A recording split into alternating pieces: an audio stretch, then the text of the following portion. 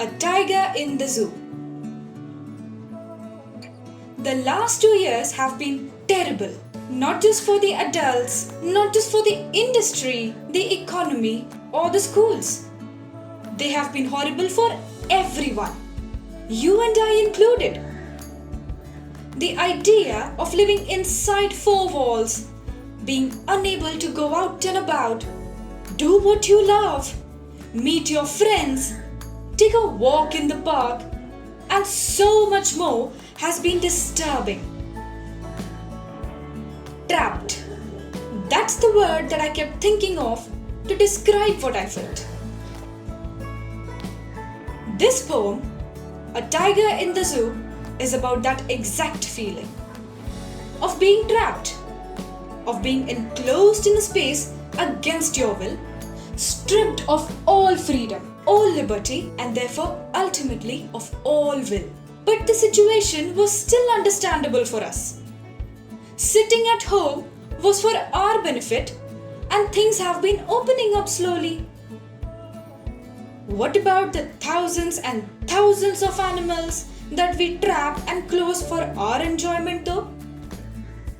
How do we justify their capture? Can animals not feel a sense of irritation and anger and annoyance that we feel? Do they not value their freedom? And more importantly, how does it affect them when we put them through such an ordeal?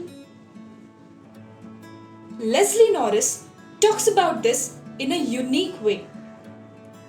He sets up his narrative as duality. On one hand, he describes the pitiable situation that the tiger exists in reality, and on the other, he talks about what the tiger should have been doing had it been in its natural habitat.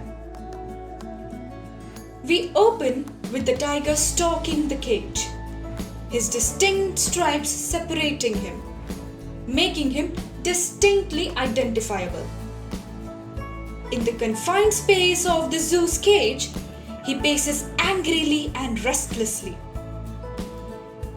The poet then takes us across to his natural habitat, where the tiger should have been hiding in the shadows, sneaking his way across the tall grass as it chases its prey near a water body. And that's what the tiger should be doing. It should be out there in the wild. It should be roaming freely, scaring everyone and everything that comes in its path. It should be in the jungle, coming dangerously close to the villages, opening its gigantic jaw wide open to bare its lethal white fangs, showing off his killer claws. The tiger, as William Blake says, is a majestic creature of fearful symmetry, crafted by an immortal hand. Such a creature should be living free, doing what its creator intended it to do. And we find, instead, the tiger trapped between metal bars and concrete walls. His strength is useless in this sanitized prison. A hunter of great power, it is now merely a spectacle. One that exists to satisfy the curiosity of people. They come and mill around its enclosure, marveling at it. The tiger is but a source of entertainment for the crowds. They ogle at it as if it is some object to be marveled. Its ferocity, its power is a threat to them. And so they come and stand afar and jeer and taunt it. Wake up, do some tricks, dance for us, they say. The tiger walks on and ignores these calls. The last stanza of the poem highlights the agony of captivity. The sounds of the forest made it feel safe and kept its spirit alive back in the day. But now, all it hears are the sound of the patrolling cars. It stares at the brilliant stars with its glowing eyes and tries to find comfort in its present situation. They shine in the open and free sky. The tiger, however, which is as much a part of the nature as those stars, however, looks on at them, a burning sparkle and longing in its eyes, from behind its cage, from behind the metal. There's no escape, there's no way out. All that there is pain. Through this poem, Norris talks of our perspective towards animals. Men derive pleasure from captivating wild animals behind bars.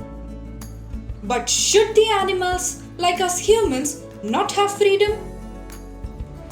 Does the lack of freedom not hurt them like it hurts us? Does it not destroy or kill their instinct like it kills ours? The point being, we understand freedom to be a largely abstract concept that we fought for in history.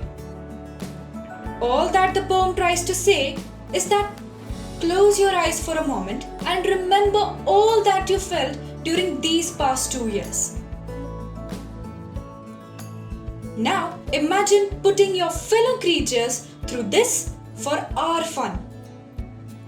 Is freedom still just an abstract idea? Do ponder and let us know what you think.